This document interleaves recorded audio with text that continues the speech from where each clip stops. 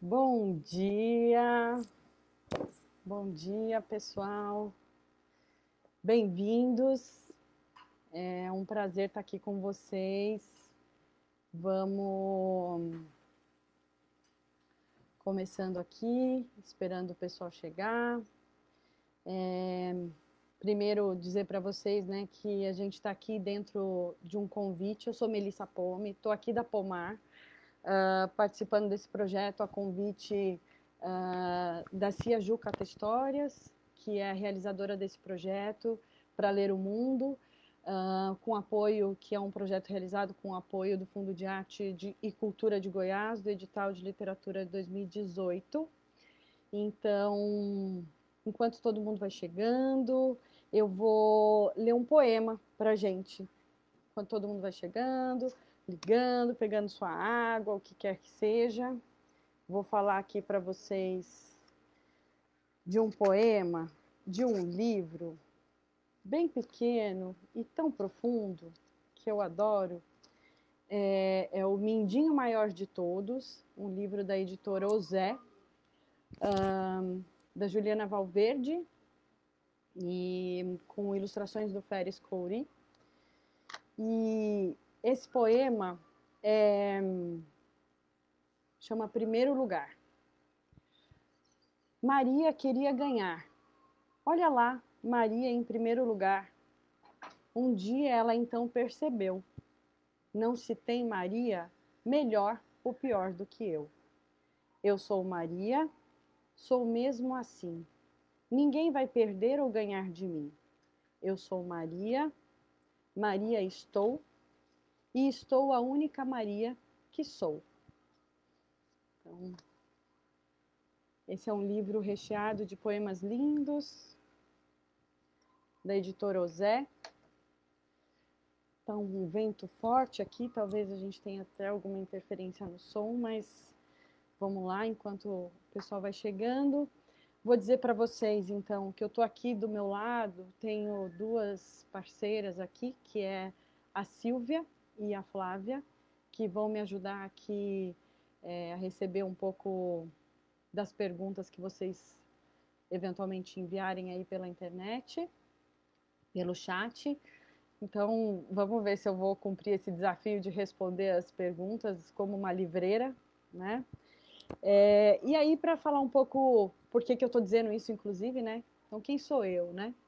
Meu nome é Melissa Pome, eu tenho de formação, eu sou formada em Educação Física, então, Melissa Pome, tenho 40 anos, tenho 2 filhos, o Vitório de 10, o Diogo de 7 anos, sou formada em Educação Física, fui atleta amadora, né, não uma atleta profissional, mas fui atleta, trabalhei por 20 anos na área de consultoria de empresas, ajudando as empresas a olharem para os números de gestão de pessoas e impacto nos negócios, e num processo de reflexão da vida e pensando muito o que eu queria fazer, né, onde eu queria colocar minha energia. Eu fiz um processo de mudança de carreira iniciado no começo do ano de 2017, quando eu decidi, então, fazer essa mudança muito incentivada, ou incentivada não, mas influenciada pelo que eu via na vida dos meus filhos, né?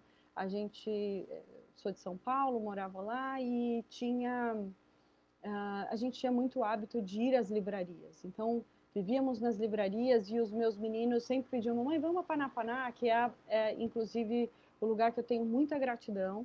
Panapaná é uma livraria em São Paulo que me inspirou a ser livreira, por meio da Celina, que é a madrinha desse projeto, na verdade, inclusive, quem deu até o nome para Pomar. Mas eu já conto disso. E aí, por conta da convivência com as pessoas falavam assim: nossa, seus filhos contam história, eles interagem, enfim, eles são espontâneos. E eu via o impacto da convivência com a literatura no desenvolvimento dessas crianças.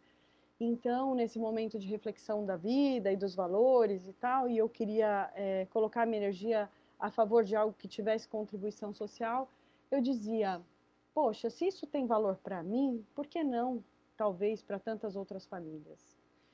E foi nesse processo, então, que eu procurei Celina. Celina falou, Mê, se você quiser, posso te ajudar, né? E me deu todo um suporte do ponto de vista de como funciona uma livraria. E aí uma curiosidade que eu acho legal, né, que assim, eu escolhendo o nome, testando os nomes e pensando nos nomes, um dia a Celina bem cedinho me mandou uma mensagem assim, Mê, eu acho que o nome da sua livraria tem que ser Pomar, porque tem um lance poético com o seu nome e pomar, né? E aí eu falei, poxa, por que não pomar, né? E fiquei refletindo sobre esse nome, pensando, e assim nasceu a Pomar. E quando eu buscava, então, um lugar para essa sede, né, para esse lugar acontecer, para esse sonho se realizar, eu encontrei essa casa. Quando eu cheguei aqui, eu tinha uma mangueira, uma goiabeira, uma pitangueira, enfim, algumas árvores frutíferas. Hoje a gente tem jabuticaba, a gente tem acerola, a gente tem cajazinho, a gente tem várias árvores frutíferas e é um lugar porque eu queria que a gente tivesse a possibilidade de ter uma loja, sim, mas um lugar de convivência, um lugar de usufruto dessa literatura, né? Com uma capacidade, na verdade, de desconectar talvez um pouco, né, do que a gente tem de avalanche digital, e nada contra isso, até porque a gente está aqui justamente porque existe essa possibilidade, né, em conversando aqui, porque a gente tem essa capacidade de usar dessa tecnologia, mas acreditando também na possibilidade da gente se desconectar um pouco e usar o ambiente para se reconectar entre nós e, enfim, em contato com os livros, em contato humano, né, e despertando questões aí relacionadas ao ser. Então, enfim, acho que um pouquinho aí do que sou. A Pomar nasceu em dezembro de 2017. Acho que é importante dizer, né, que sempre buscando uma literatura que de alguma maneira não seja infantilizada, mas que converse com todas as faixas de idade e que vá para um lugar muito do sentir, que vá para um lugar onde a gente possa criar repertório, né, criar espaços que nos ajudem a elaborar muitas vezes as demandas que a gente tem na vida e em todos os níveis, né? Então, em crianças, às vezes a gente vai esse livro é para criança, não é? Por que não, né? E aí a gente vai, não como uma medicação, mas como uma profilaxia, talvez, né? Mas a gente ir acumulando conhecimentos ou informações que em algum momento eu posso me valer daquilo, né? Para lidar com as questões que a gente está vivenciando. Então, a literatura num âmbito muito mais do sentir do que só pelo objeto ou de uma literatura focada só na criança, né? E aí vou ler um trechinho de um livro que eu gosto bastante, aliás, né, me pediram, depois vocês vão saber. Então, a gente vai ter aqui um momento de responder perguntas e vai ter um momento também de eu falar de 5 livros. Então, o pessoal do Pra Ler o Mundo falou, Melissa, vamos pensar em 5 livros que você pudesse indicar? Aí eu procurei, então tem aqui uma pilha de uns 20, 30 livros, fica difícil para eu escolher 5 livros para indicar para vocês, mas eu consegui separar aqui, enfim, então é um ambiente que me emociona muito, que me traz muita satisfação na vida mesmo de poder abrir espaços para que mais gente se conecte com o valor dessa literatura. E aí, trouxe aqui um livro que eu acho que pode inspirar também, né? Os Direitos do Pequeno Leitor. Vou ler um pouquinho dele para vocês. E é um livro escrito pela Patrícia Auerbach e ilustrado pelo Odiron Moraes, da Companhia das Letrinhas. Vou ler 3 páginas, só para abrir aí a nossa conversa. Tá?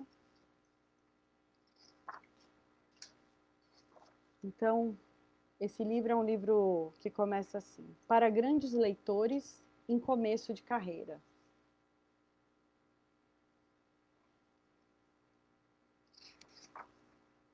Todo pequeno leitor tem o direito de ser herói.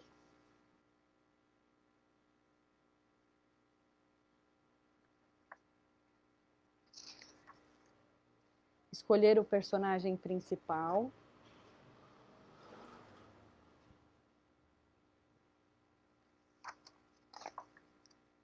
E decidir quando e como quer ler.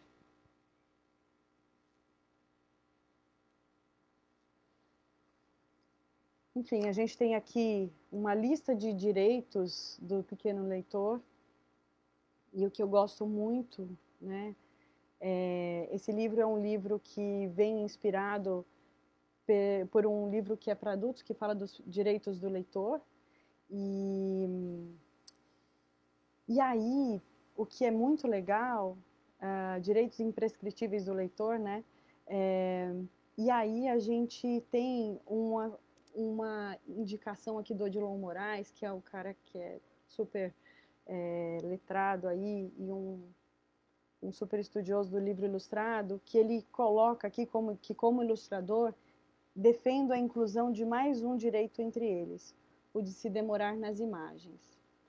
E eu acho que, para começar essa conversa, né, sobre a literatura infantil, a questão da gente olhar para o livro como um objeto além, né, do que só as palavras, do que só os textos, a leitura das imagens, né, a capacidade que ela tem de ampliar a nossa relação com esses textos, a possibilidade da gente deixar de pensar, inclusive, que a criança só lê quando ela está alfabetizada. Então, algumas vezes a gente escuta assim, né, enquanto livreira, que eu acho que eu estou aqui nesse momento aqui de dizer um pouco da minha experiência como livreira, às vezes eu escuto as pessoas dizerem assim, quando meu filho começar a ler, eu vou procurar livros para ele. E a gente se esquece que a criança, não, ou a gente começa a ler quando a gente sai de dentro da barriga da nossa mãe. Porque a gente lê ali uma face. E a partir daí, tudo é leitura. Tudo que a gente se relaciona, com tudo que a gente se relaciona, a gente vai fazendo leitura. E vai conduzindo aí, né, o levantamento dessas imagens para dentro do nosso repertório, enquanto ser humano. Então, a literatura, né, e a experiência da leitura, ela passa por alguns momentos, né, dentro do desenvolvimento da criança. Eu digo que o livro, muitas vezes, ele tem uma vida longa, né? Porque, primeiro, ele é um objeto. Então, a minha relação é simplesmente sensorial, né? E a criança vai ler se ela tiver livros à disposição. Então, é importante que a gente pense, né, da possibilidade de oferecer os livros já desde o início da vida de uma criança. Porque disso, com certeza, sementes estão sendo plantadas para que ela possa ser uma leitora, né? Então, acho que coisas que eu sempre escuto aqui, né? A gente vai falar um pouco das perguntas que a gente recebeu aqui pela internet e depois as perguntas que vocês eventualmente estiverem mandando aí. Mas o que é legal é que a gente se desprenda um pouco dessa importância de ter a alfabetização como um processo que me permita, né, iniciar a literatura na vida do meu filho, mas que eu tenha 3, 4 elementos aqui que me ajudem a preparar esse ambiente para que meu filho, né, ou a criança, ou meu afilhado, ou meu neto, ou enfim, meu vizinho, né, seja um leitor. Que é ter livros disponíveis. Se eu não tiver livros disponíveis, as crianças não vão ler. Ser um exemplo, né? Então, a partir do momento que eu leio, meu filho, meu vizinho, enfim, quem estiver por perto vai ver esse hábito e, de alguma maneira, pode ser influenciado a esse hábito também. E aí, uma coisa que eu sempre digo, né? Assim como a gente está passando por um momento de privação de saídas, né? De a gente não poder passear muito, né?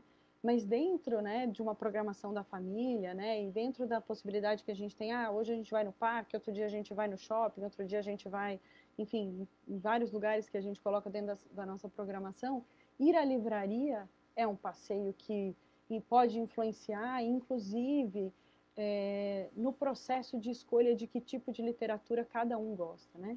A gente tem vários tipos de literatura, a gente tem literatura a gente tem poema, a gente tem aventura, a gente tem uma literatura mais ilustrada, a gente tem vários tipos, né? E às vezes as pessoas me falam assim, eu quero escolher, me ajuda a escolher um livro que minha filha goste, ou meu filho goste. Como? Né? Como a gente pode escolher um livro? A gente pode até levantar algumas alternativas, mas a escolha do que a criança vai gostar, né? Pensando especificamente pela literatura infantil, vem a partir do contato, vem a partir do momento que a gente cria uma empatia pela experiência e não simplesmente a partir da minha experiência, né? Os gostos são muito diversos e mesmo num processo até de sensibilização, né? Apesar de não ser literatura, alguns livros que têm uma interação maior podem também fazer o processo de transição do que é um livro brinquedo, que é um livro que é de mais interação, até eu ir para uma literatura de fato, né? E que transcende um pouco só da questão do prazer pelo brincar. Mas, enfim, acho que temos aí, acho que eu posso começar, de repente, a responder aqui algumas perguntas que a gente recebeu durante a semana. Eu vou pegar aqui uma pergunta da Yasmin, perguntando se podemos digitalizar livros para educação infantil.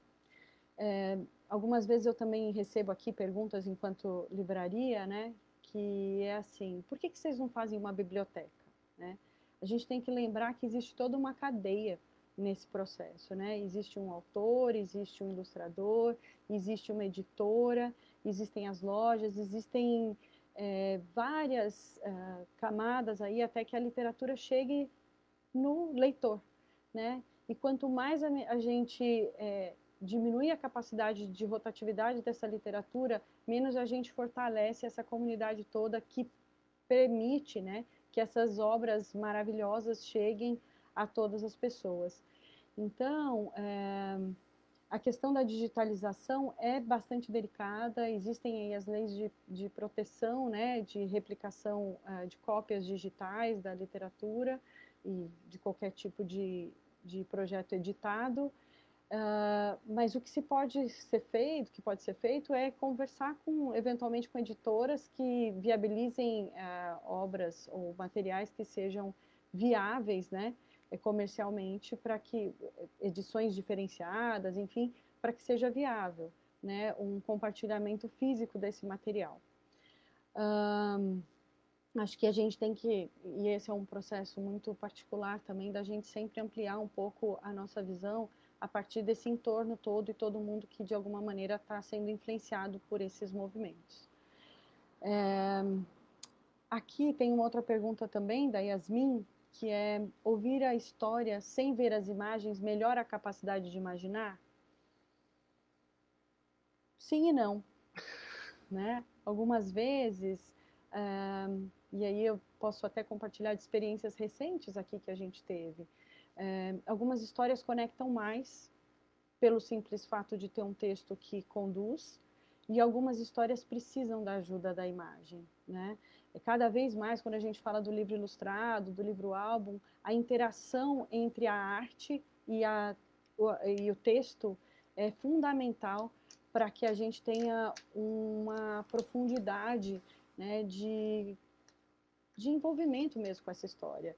Então, eu vejo que alguns lugares, alguns professores, inclusive, fazem um processo de ler a história sem o contato visual, para que isso, de fato, amplie essa capacidade de imaginar, né? E outras vezes, ler com a imagem faz toda a diferença. Outras vezes ainda, e eu conheço pessoas que fazem isso, leem as imagens de cabo a rabo do livro antes de ler o texto e depois vai para o texto. E isso é um processo investigativo, né? Eu acho que dá para a gente ir testando sobre isso, não tem certo e errado. Eu acho que tem o que é bom para cada um, né? O que é confortável para cada um, e várias vezes a gente vai aprendendo nesse processo, né? Vale a pena a gente, enquanto adulto, né, que de alguma maneira conduz esse trabalho não é exatamente um trabalho, mas essa interação com as crianças, a gente pode ir testando, né? E isso vai gerando até uma abertura para experimentar mesmo. Então, poxa, hoje vamos ler só as imagens e vamos contar a história que a gente entendeu a partir dessas imagens. Depois, vamos só escutar e me conta um pouco o que você imaginou que pudesse ter acontecido nessa história. E outras vezes, lê sozinho, me conta depois, porque o que chega para cada um também tem muito do repertório que a gente já tem internamente, das nossas experiências, né? Então eu costumo dizer, né, às vezes a gente lê um livro, lê um livro para 5 pessoas. E se a gente pede para essas 5 pessoas dizerem o que entenderam desse livro, né, que história que elas escutaram, elas podem trazer histórias diferentes, muito em função desse repertório que eles já têm, né, que cada um de nós já tem, a partir das nossas experiências. Deixa eu ver aqui. Uma outra pergunta aqui que a gente recebeu e para mim ficou... Vou tentar entender aqui.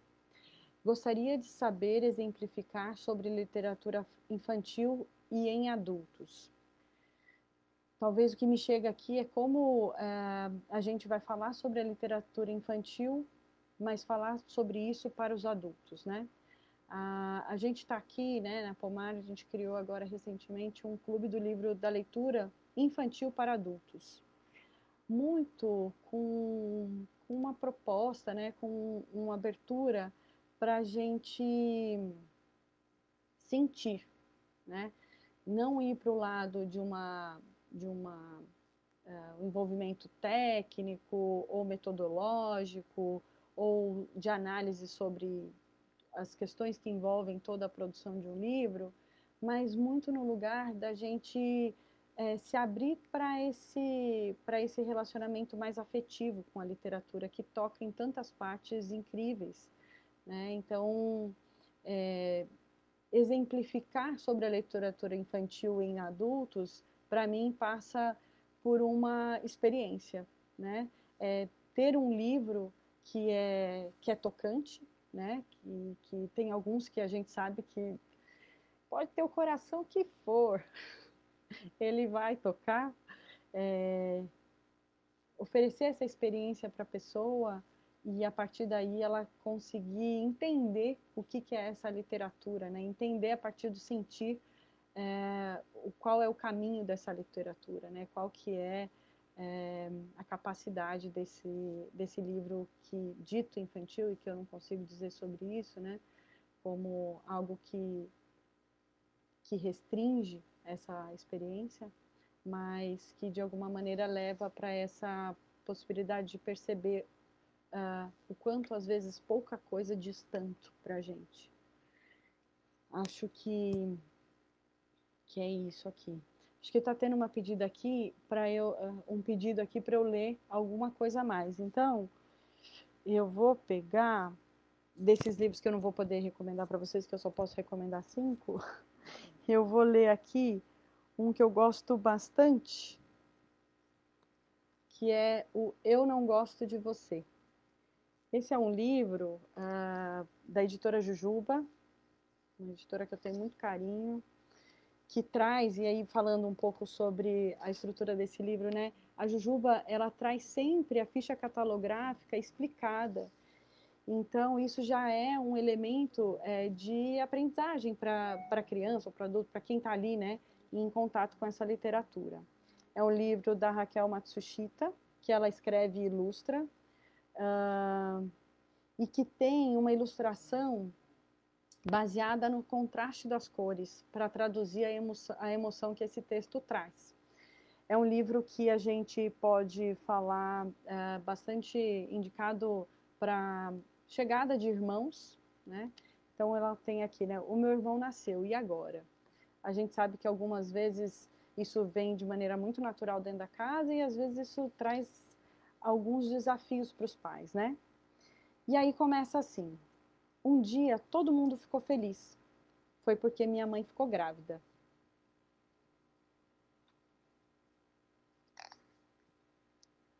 Eu não notei nada de diferente, a não ser que minha mamãe ficou meio cinza. Depois de um tempo, a barriga dela começou a crescer e ela ficou meio linda.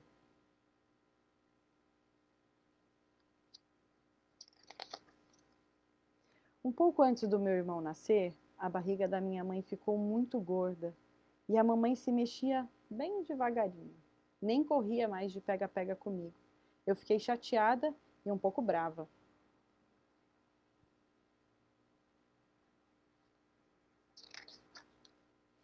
E para completar, minha mãe disse que no começo o bebê só chora, mama, dorme e faz cocô.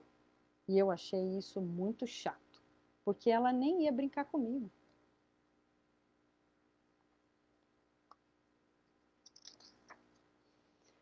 A mamãe disse que eu não precisava gostar dele logo de cara.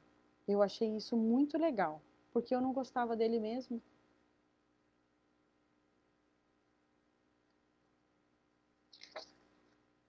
Ela disse que o amor cresce com o tempo e que gosta mais de mim hoje do que ontem. Quando meu irmão nasceu, por sorte, eu estava linda de bailarina.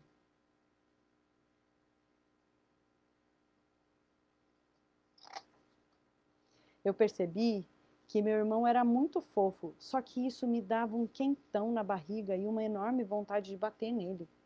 Eu contei para a mamãe e ela disse que eu podia bater na almofada e dizer tudo o que eu pensava.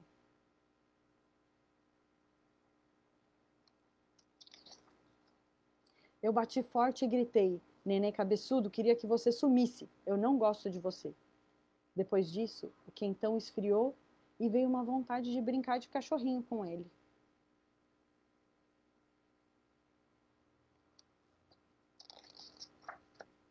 Um dia me deu um quentão forte, mas tão forte que parecia que eu ia explodir. Foi aí que minha mãe me contou a história do balão.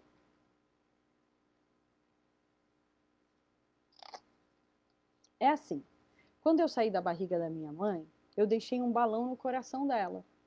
A cada dia que passa, esse balão vai se enchendo, se enchendo. Mas não é ar que enche esse balão. É o amor da minha mãe por mim. Quando meu irmão nasceu, ele também deixou um balão no coração da mamãe. E eu pensei com medo. E se o meu balão estourar e ficar só o balão do meu irmão? Então a mamãe disse que o meu balão nunca vai estourar e que o amor que ela sente por mim é só meu.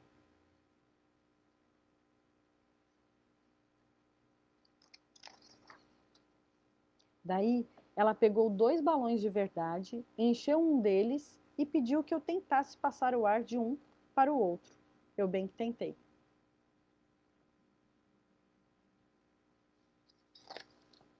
Mas não consegui. Ainda bem. Agora eu vou brincar com meu irmão.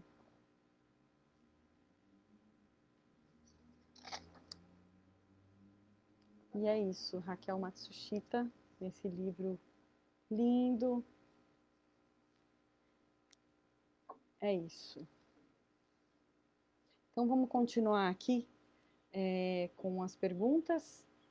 Vou fazer mais um que a gente responder mais uma que chegou aqui antes pra gente e depois a gente vai para as perguntas que estão vindo aqui ao vivo.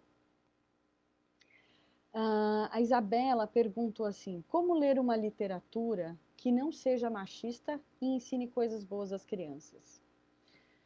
Eu acho que cada vez mais a gente tem encontrado textos que vêm um pouco mais nessa linha de uma consciência, né? Uma consciência atualizada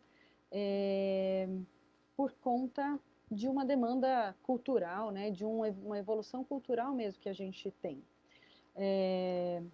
A gente tem, acho que na história da literatura, né, assim como na história da nossa cultura, movimentos que foram acontecendo e que nem sempre foram vistos como a gente vê hoje.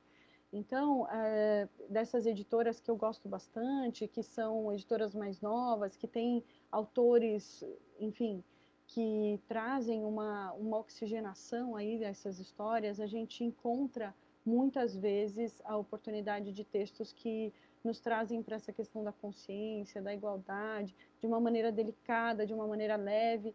E essa é uma preocupação que eu tenho forte aqui. Quando eu recebo os livros, eu leio, né? Alguns livros vão tratar de questões que são importantes, mas de uma maneira que eu acredito que fique um pouco tendenciosa, né? E outras vezes vêm os textos de uma maneira muito delicada e que vai contemplar essa percepção da igualdade, né? De questões que a gente está querendo trazer para as nossas crianças. Então, eu acho que uma dica que eu poderia dar é sempre ler a história antes, né? A literatura, né? Os textos, eles precisam estar colocados dentro de um cenário, eles precisam estar alguma parte sozinha também pode trazer percepções inadequadas sobre a qualidade ou o que aquela literatura quer trazer.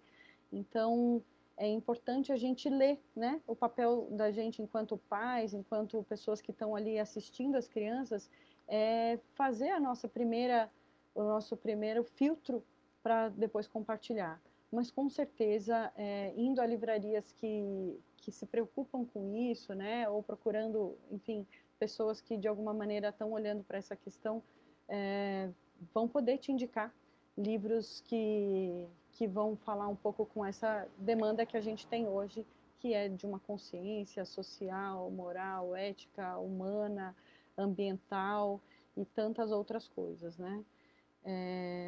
Com certeza, assim, cada vez mais livros e livros nascendo com essa proposta tão importante para a formação desses nossos adultos em desenvolvimento, que são as crianças. E até para a gente, né, muitas vezes, entrar em contato com essas questões e despertar despertar temas que estavam ali adormecidos ou nem percebidos por conta da nossa história. Então, acho que é um pouquinho disso. Então, agora eu vou pedir para as meninas aqui, Flávia e Silvia, começar a trazer as perguntas. Pode falar, Silvia. Não temos perguntas por enquanto, temos muitos elogios. Que bom. A Alessandra Roscoe falou que está sensacional, que ela gosta demais da editora Jujuba, Sim. que ela super indica seu trabalho. A Rugênia também entrou dizendo que gosta demais dos livros infantis, que é essencial, um texto puro das ilustrações. A Nega Lilu também falou muito da editora Jujuba. Uhum. A Célia disse que você falou assim, para todas as idades, e ela falou assim, eu, quase uma anciã, amo literatura infantil e sinto na Pomar uma possibilidade de meu neto de 7 anos e eu nos deleitarmos. Uhum. Então, estão só elogiando, estão falando tanto que você escolhe bem os livros e que estão sonhando em vir aqui quando abre. Legal. E tem a Clarice Napoli, que também adorou a história. A Maíse Ciancas também. A Andréia Cluj, eu acho que ela foi a primeira a entrar e está falando assim, preciso voltar a Pomar urgente. Tem muitos elogios. A Ju, Cata Histórias, ela também está dizendo, aqui ó, existe um jeito de ler para as crianças? Ela fez uma pergunta. Legal. Então, vou falar aqui para vocês. Existe um jeito de ler para as crianças? Existe. Existe sentar junto com as crianças e se propor ali a estar presente, né? Eu acho que a gente fala muito dessa... Tem gente que Vou trazer aqui também algumas perguntas que em algum momento eu vou recebendo aqui, porque eu acho que vale a pena a gente ir compartilhando, né? O lance da gente ter um tempo de leitura, né? Com essas crianças, né? Com esses adultos em desenvolvimento, né? De uma maneira organizada. Vamos sentar e vamos ler? Mas eu estou ali, lendo, desconectada do meu celular, desconectada das coisas que estão acontecendo e presente nessa interação com a criança, né? Então, é ler, é parar, é mostrar a ilustração quando é um livro ilustrado, quando não é discutir a partir daquele texto. Eu andei lendo agora, nos últimos tempos, com os meus filhos, que já são grandinhos e que leem, né? mas existe ali um momento da gente ler junto. Eu faço a leitura dos mitos gregos e a gente vai fazendo uma correlação desses mitos com a nossa vida, né? O que isso traz de elementos sobre as questões que a gente vivencia, das estações do ano, de fenômenos da natureza e assim por diante. Então, existe algo que a gente também, que eu acho que vale muito a pena falar, que é o seguinte, né? A gente acha muitas vezes que quando a criança está alfabetizada, a gente não precisa mais ler para a criança e que ali a gente dá o livro na mão dela e ela vai ler, né? E aí a gente fica frustrado porque a criança não lê. E aí eu aprendi isso, e não faz muito tempo, é assim, né? A gente precisa ler para a criança até que ela fale, mãe, tio, tia, pai, vô, deixa que eu leio. Né? Por mais que ela já esteja alfabetizada, o tempo dessa interação, né, e da gente ler junto vai criando esse gosto, né? E às vezes assim essa literatura não fez, não ressoou, né? Então tudo bem, a gente muda de texto, né? Não precisa que a gente defina qual que é o tipo de literatura que essa criança tem que ler a partir da nossa perspectiva. A gente tem que ir testando, né? E fazendo oportunizando essa reflexão para que essas crianças desenvolvam esse gosto ou comecem a escolher os seus próprios repertórios. Mas eu acho que é muito legal esse tempo, né, que a gente fala que é um triângulo amoroso ali, livro, adulto e criança, nesse momento de deleite desses textos e ilustrações e dessas obras maravilhosas que a gente tem aí aos montes. Aqui, ó. Tem uma outra pergunta aqui? Outra pergunta. Uma da Rugênia Pome e a outra da Alessandra Roscoe. A Rugênia quer saber como tecer uma teia de sustentação entre os atores desta grande rede que sustentam desde os escritores, ilustradores, editores, livreiros e livrarias e o público, amadores que amam, neste momento econômico, social e político tão disruptivo. Olha, se junta com essa outra pergunta aqui da Alessandra Roscoe, que só um pouquinho. Sobre a curadoria, a escolha dos acervos. Tá bom. Fala um pouco disso. Bom, essa questão da teia de sustentação é uma questão bem...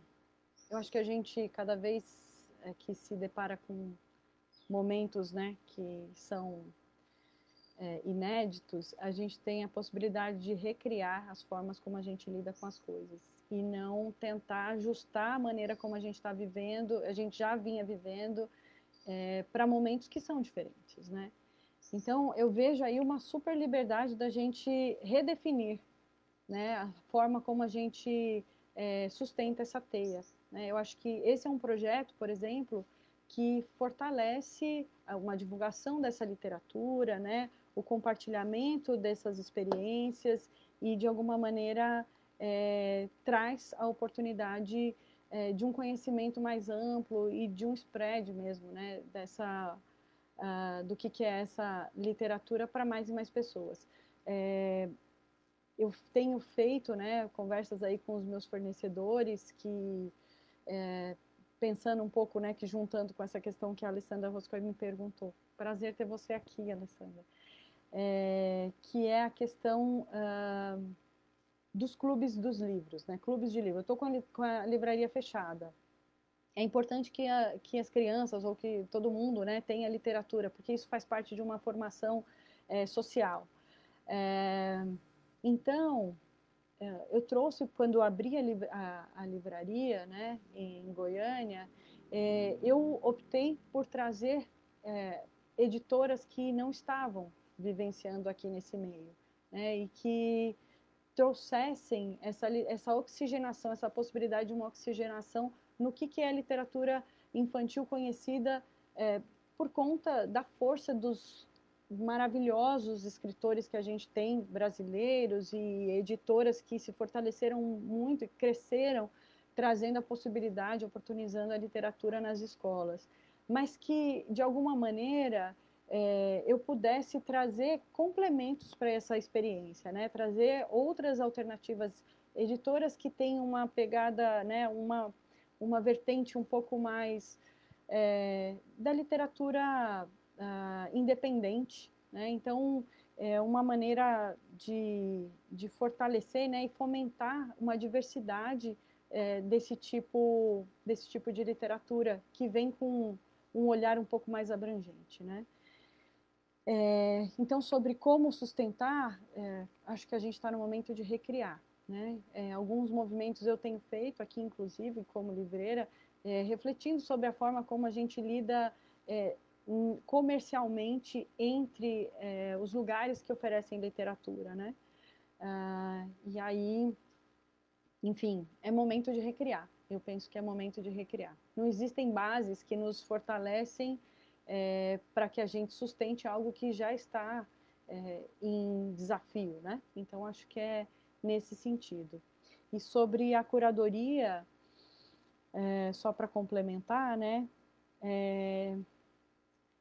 Poxa, independentemente de eu ser uma livreira e que tenho uma livraria e que recebo dos mais diversos tipos de pessoas, né? E com gostos diferentes e diversos, eu sempre penso que existe um cuidado pessoal de dizer, daqui até aqui eu ofereço esses livros, né? Alguns que estão muito para cá e outros que estão muito para lá, eu me sinto na responsabilidade de fazer essa seleção para...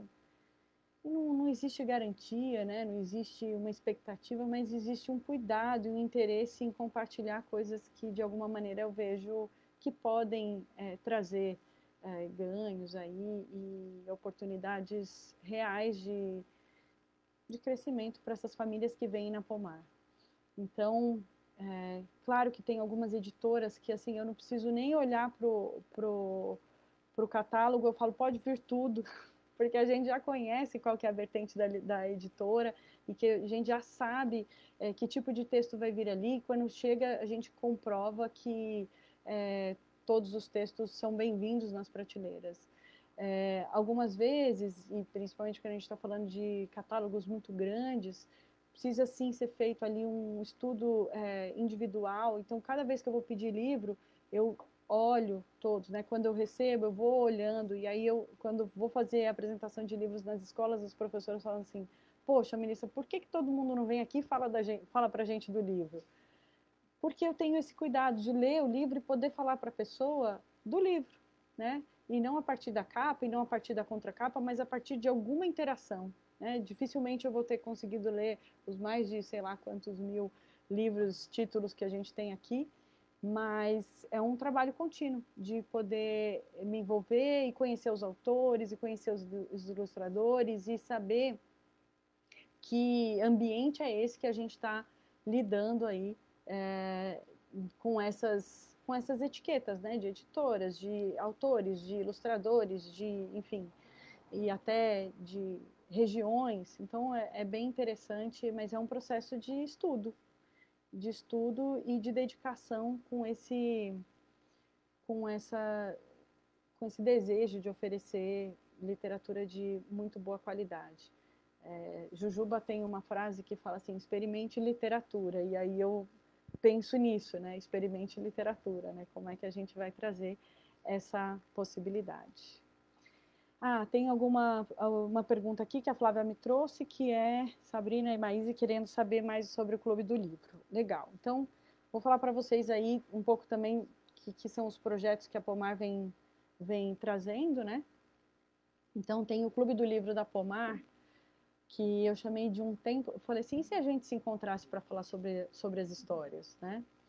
Então, o Clube do Livro da Pomar, de literatura infantil para adultos, prevê aí o envio de 2 livros por mês para casa dos nossos associados. E a gente se encontra pelo Zoom a cada 15 dias para falar um pouco sobre a experiência do ponto de vista da emoção, né? E às vezes a gente tem aí participação, é um clube relativamente novo. A gente desenvolvemos aí um caderno específico para o Clube do Livro. e que a gente começa assim, o que aconteceria se você se desprendesse das suas expectativas? Então, é um pouco nesse lugar da gente ter um tempo de suspiro, né? Um tempo de conexão com essas histórias, de compartilhamento, e de vivenciar um pouco mais essa parte sensível, né, em relação ao texto e à ilustração. Na última quinta-feira, a gente teve o Pablo Lugones, que é o autor e editor do livro Passeio, que é um dos livros que está aqui nas minhas indicações desses 5, inclusive, conversando com a gente, e a oportunidade da gente ver esse livro crescer muito, por saber um pouco de onde veio essa história, qual que é a relação da escrita com a ilustração, como que isso se constrói, enfim, tantas perguntas que a gente pode ter para o autor, né, e para o ilustrador, enfim. Então, esse tempo é também um tempo de conhecer e se aproximar com os artistas que compõem esses materiais. Então, na semana que vem, a gente tem um encontro, e hoje eu vou dar um spoiler aqui, ó, até para quem não sabe ainda, que já está no Clube do Livro. Então, na semana que vem, a gente tem, na quinta-feira, o encontro, e a gente vai falar do livro Uniforme, que é escrito pelo Tino Freitas e ilustrado pelo Morricone. E eu já confirmei hoje com o Tino vai fazer parte do nosso encontro na semana que vem, conversando também um pouco sobre esse livro. E aí, por conta também de muitos pedidos que eu recebi durante todo esse tempo de pomar, então aqui está o uniforme, né, que a gente vai falar na semana que vem, o passeio está aqui, já eu mostro para vocês. Mas, então, desde o início da pomar, eu recebia muitas perguntas assim, Melissa, por que você não faz um clube do livro? Por que você não faz um clube do livro? E eu várias vezes falava assim, poxa, existem tantos clubes do livro tão incríveis e tão interessantes, né? E eu falava assim, faz sentido se a gente tiver algo que, de fato, incremente um pouco o que é essa entrega, né? Então, dentro do Clube do Livro, que é de literatura infantil para adultos, a gente já tem essa questão aí da entrega desses encontros, né? E sempre uma recordação aí do clube.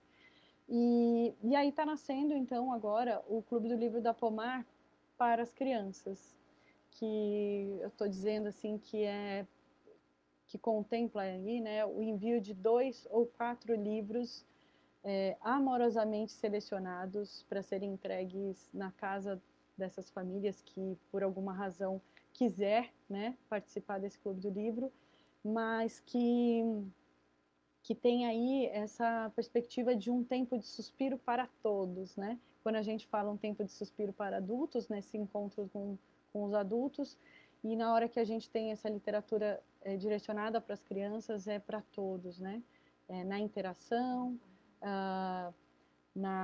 enfim, na interação, na oportunidade de envolvimento e na preparação de uma biblioteca que é atemporal, né? Penso muito nisso também, que esses livros eles não são focados em faixas de idade, eles são focados na vida.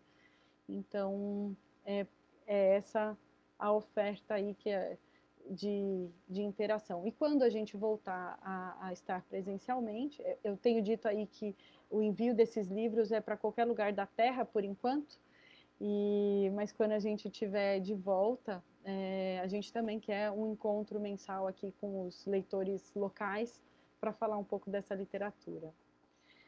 Mais perguntas, meninas? Minhas parceiras. Estão perguntando como pode participar do Clube do Livro. Estou respondendo aqui, tá. se quiser falar um pouco. E aqui, Vonei, canônica do Instituto Quindim de Literatura, fala de formação de famílias de leitores como estratégia. Sim, certeiro e revolucionário. Na sua opinião, como formar essas famílias de leitores? Legal. Larissa, Negalilu, Larissa Mundim, queridíssima, saudades de boas prosas.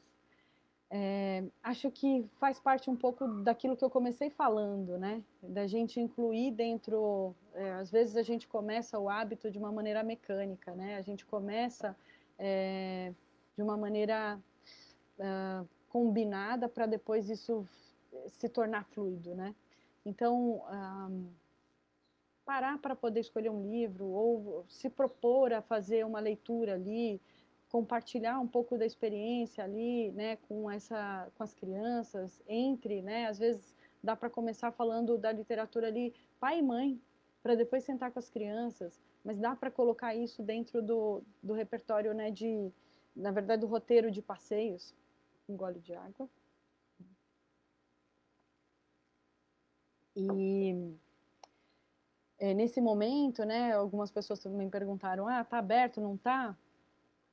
Nesse momento, o que a gente está fazendo é o seguinte, eu não estou com a loja aberta, estou fazendo atendimentos com hora marcada, e atendimentos online, né? Então pelo WhatsApp ou pelo Instagram, enfim, mas a ideia é que a gente tenha essa possibilidade de fazer encontros locais aqui, uma família por vez, para que a gente cuide deste momento tão importante da saúde dos nossos, né? Então, a Pomar, em geral, é um lugar que eu tenho dito que é de é um lugar que oportuniza experiências para o ser.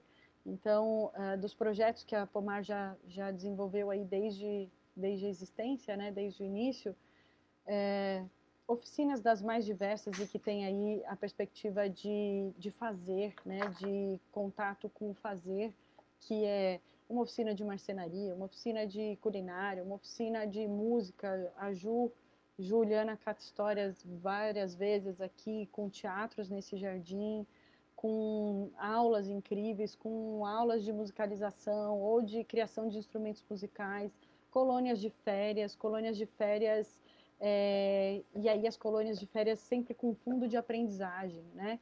Porque dá para brincar aprendendo, dá para se divertir aprendendo, não com a perspectiva da aprendizagem, mas a aprendizagem como uma consequência da experiência.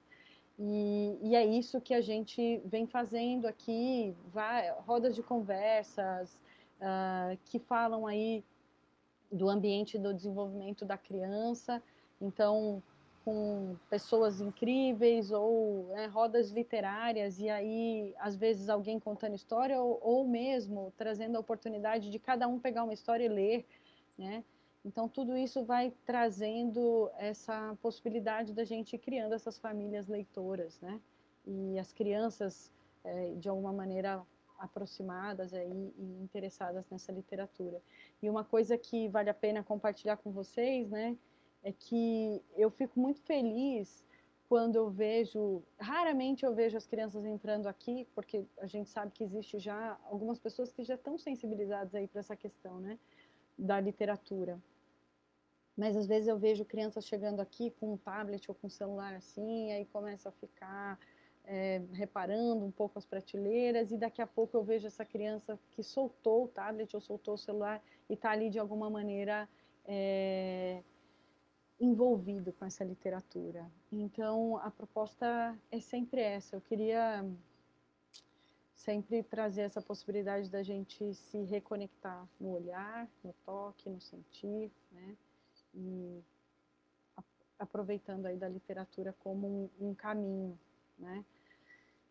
Transbordando os nossos sentimentos e mudando de corpos a partir do momento que a literatura nos une. Vamos agora, tem mais perguntas aí? Não? Posso ir para as indicações? Pode, só um comentário aqui, a Célia Maria falou assim, parece que o clube está plantando e regando famílias do livro, o que já era prática da Pomar. Agora, já que a gente não recebe aqui, a gente vai na casa de vocês, né? De alguma maneira a gente vai chegando aí. Vou compartilhar aqui 5 livros. A gente tem 5 minutinhos, né? Então, bom. Nossa Senhora, eu acho que eu fiz uma seleção meio arrojada aqui.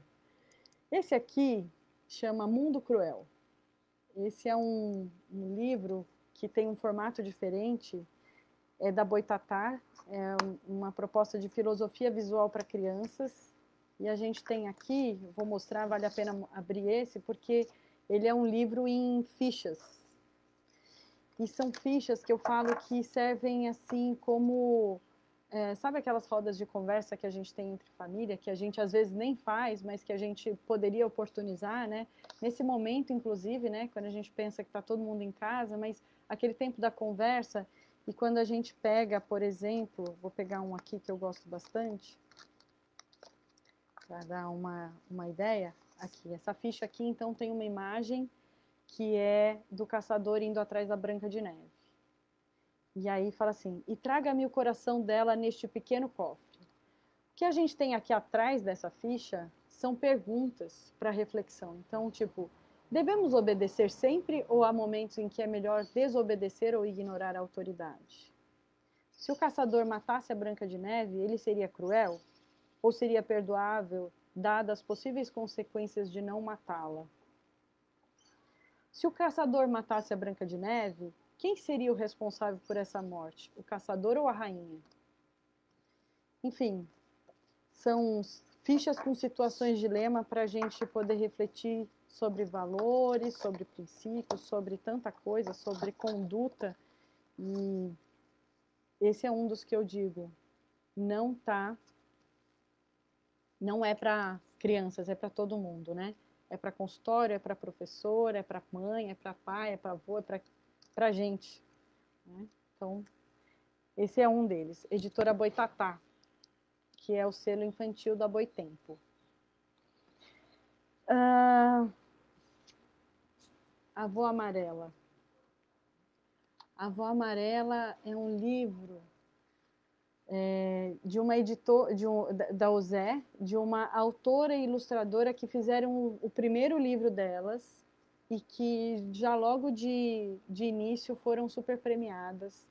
É um livro super tocante, super amoroso e que é a avó, não a avó das crianças de hoje, mas as nossas avós, né, que fala um pouco da história das nossas avós e que eu li e me emocionei muitas vezes aqui no percurso desse livro. E eu acho que eu quero pegar aqui uma frase. Depois eu mando para vocês aqui nos comentários do que vai ficar gravado. Mas assim, tinha toda uma dinâmica aqui que a avó cozinhava para as famílias e tal, e na hora de todo mundo ir embora, no almoço de domingo, ela falava, não, peraí que eu vou fazer uma marmitinha para cada um, né? E aí a Júlia fala assim, minha avó cozinhava memórias. Então, porque quando a gente tinha oportunidade, né, de comer depois a comida do domingo, eu me lembrava da minha avó. Então, minha avó cozinhava memórias. E é incrível, esse livro é maravilhoso, emocionante. Eu vou falando, eu vou me arrepiando aqui. Ai, gente, eu estou muito encantada com esse livro nos últimos tempos, chama A Contradição Humana, do Afonso Cruz. É a contradição humana, e aqui está escrito assim, com o devido espírito de contradição. E eu vou ler só uma página dele, que é muito engraçada. Duas, vai. Não me contenho.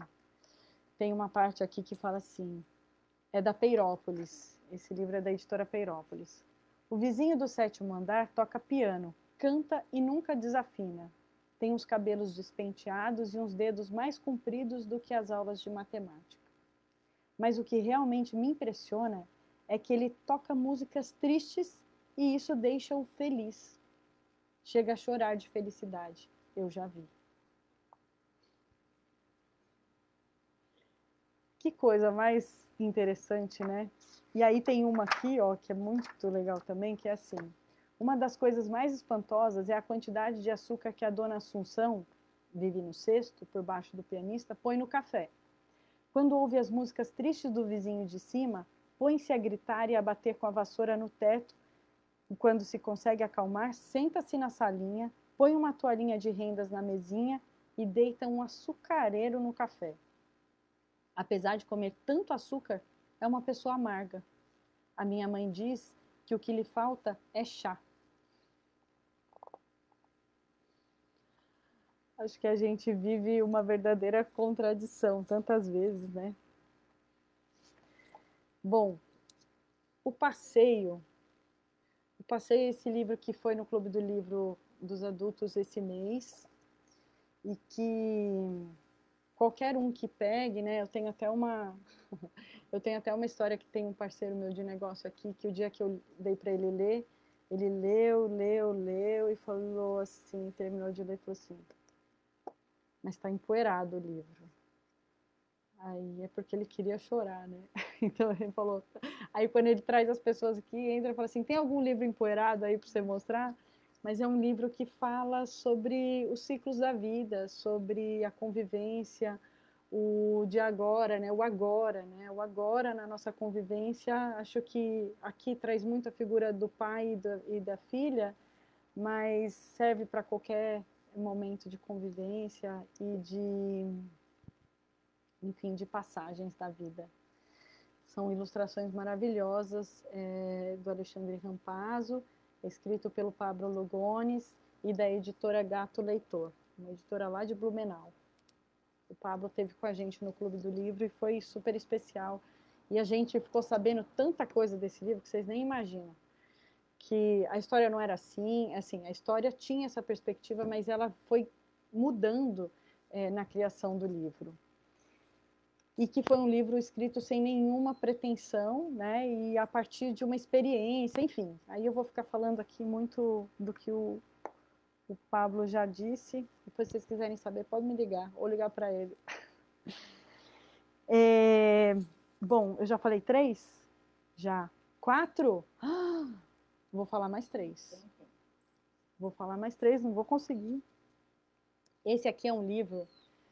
Esse aqui é um livro que é um livro.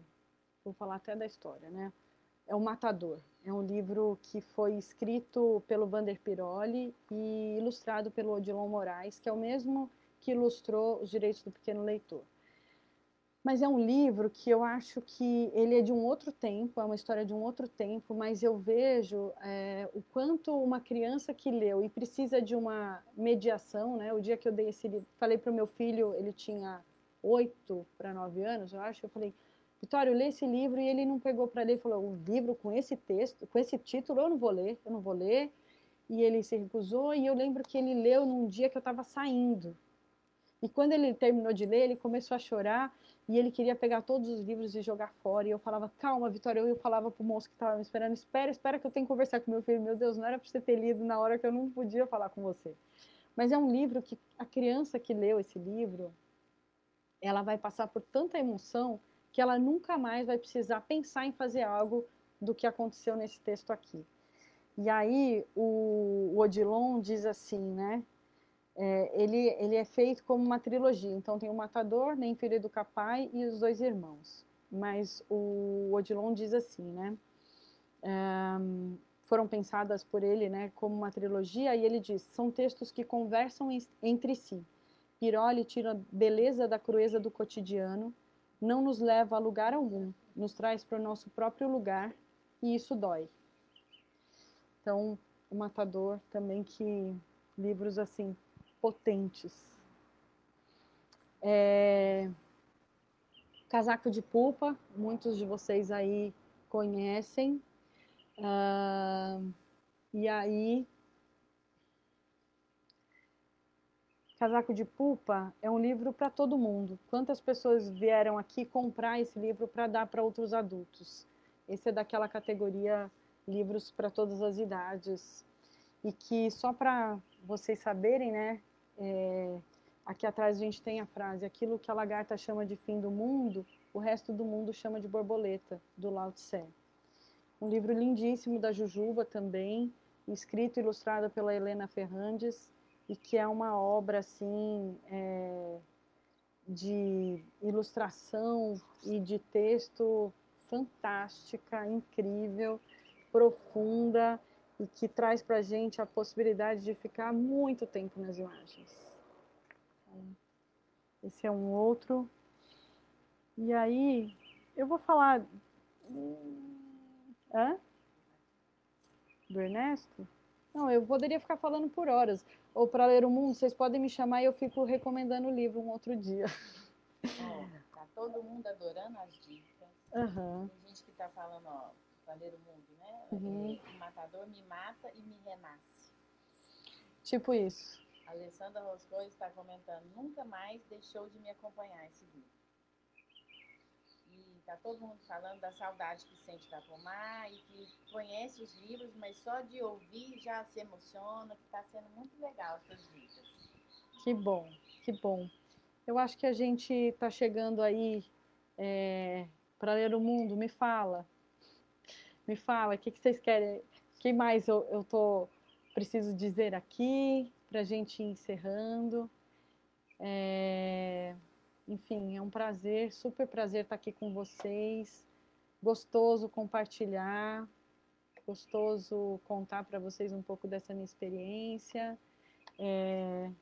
Poxa, você pegou mais uns aqui? Silvia está aqui, ó. Esse aqui, ó. O que é uma criança? Uma criança tem mãos pequenas, pés pequenos e orelhas pequenas, mas nem por isso tem ideias pequenas. O texto e as ilustrações desse livro falam de pequenas coisas que parecem óbvias, mas nas quais poucas vezes prestamos atenção. De maneira singela e comovente, ele responde à pergunta: o que é uma criança? É um livro da WMF Martins Fontes, um livrão, né, que eu adoro, assim, da Beatriz Alemanha, e que traz, ela ilustra e escreve, e que é incrível. Olha só, uma parte aqui, né? Uma criança é uma pessoa pequena, ela só é pequena por pouco tempo, depois ela se torna grande. Cresce sem perceber, devagarinho, em silêncio, seu corpo incomprida.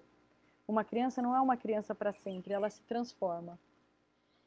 E aí, só uma página aqui, os adultos, por sua vez, gostam de dormir no escuro. Quase nunca choram, nem quando entra shampoo no nariz. E quando é o caso, choram baixinho. Tão baixinho que as crianças nem reparam, ou fingem que não estão vendo nada. Como que não gosta de um livro desse, gente? Me fala. Como? Olha esse, A Mansão dos Ratinhos. Um livro que tem toda uma ilustração, que não é uma ilustração, mas é a fotografia de uma maquete em miniatura da vida do Sam e da Júlia, que é uma obra para, né? Pensa, olha uma coisa dessas assim. Então tem o texto, esse é um dos livros que, assim, um desses livros que a gente pode ler muito as imagens, imaginar uma super história e depois vir para o texto, né? Então, olha que riqueza de detalhes na miniatura dessa composição. Maravilhoso. Ventuna, que está o diretor aqui falando o que eu tenho que fazer. Vou dizer agora aqui, para a gente finalizar.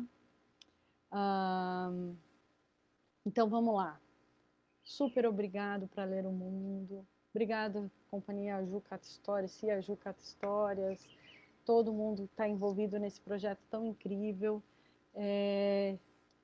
Esse projeto vai até dezembro, com várias atividades em níveis de aulas, de conversas, de atividades, de muitas coisas. Então, as informações todas estão lá no site para ler o mundo. Não é para ler o mundo, tá, pessoal? É praleromundo.com. Para Ler o Mundo é uma realização da Cia Jucata Histórias, Juliana Amado, super parceira, querida, com o apoio do Fundo de Arte e Cultura de Goiás, o edital de literatura 2018. E vocês podem seguir o projeto no Instagram, Para Ler o Mundo, né? Curtir a página no Facebook e se inscrever no canal do YouTube. Para falar com a Pomar, estou aqui super à disposição. As meninas passaram aqui o telefone para vocês. O Instagram da Pomar é Pomar Livraria. Clube do Livro, a hora que vocês quiserem.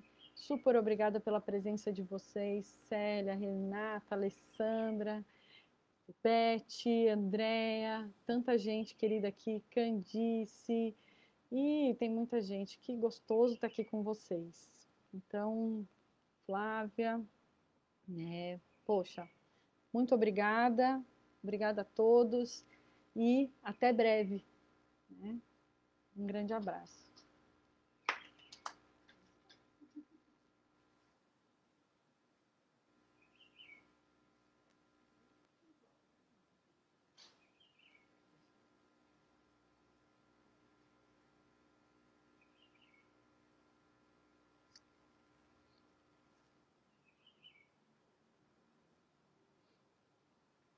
Estou querendo saber se eu que encerro aqui ou se o diretor que encerra.